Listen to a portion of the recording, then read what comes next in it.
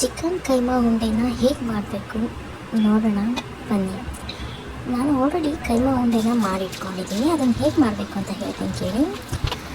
Boneless ಚಿಕನನ್ನು ತೊಗೊಂಡಿದ್ದೀನಿ. ಅದು mixie ಜಾರ್ಗೆ ಹಾಕ್ಕೊಂಡು ಅದಕ್ಕೆ ಜಿಂಜರ್, ಗಾರ್ಲಿಕ್, ಸ್ವಲ್ಪ ಚಿಲ್ಲಿ ಪೌಡ್ರನ್ನ ಹಾಕಿ ಗ್ರೈಂಡ್ ಮಾಡಿಕೊಂಡು ಉಂಡೆ ಕಟ್ಕೊಂಡಿದ್ದೆ. ಈಗ ಅದನ್ನು ಫ್ರೈ ಮಾಡಿಕೊಂಡೆ ನಾನು. ಅದು ಫ್ರೈ ಆದಮೇಲೆ ಮತ್ತೆ ಇನ್ನೊಂದು ಪ್ಯಾನ್ ತೊಗೊಂಡು ಅದಕ್ಕೆ ಸ್ವಲ್ಪ ಎಣ್ಣೆ ಹಾಕೋತಾ ಇದ್ದೀನಿ. ಟೊಮೆಟೊ ಪ್ಯೂರಿನ ಹಾಕ್ಕೊಂಡಿದ್ದೀನಿ.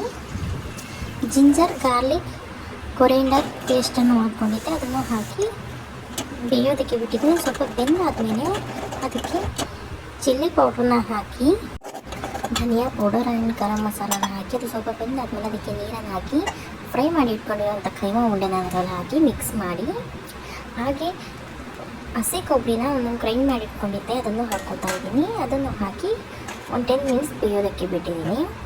ನೋಡಿ, ಬೆಂದು ರೆಡಿ ಆಯಿತು. ಬಿಸಿ ಬಿಸಿ ಕೈಮಾ ಉಂಡೆ ಬೆಂದು ರೆಡಿಯಾಗಿದೆ.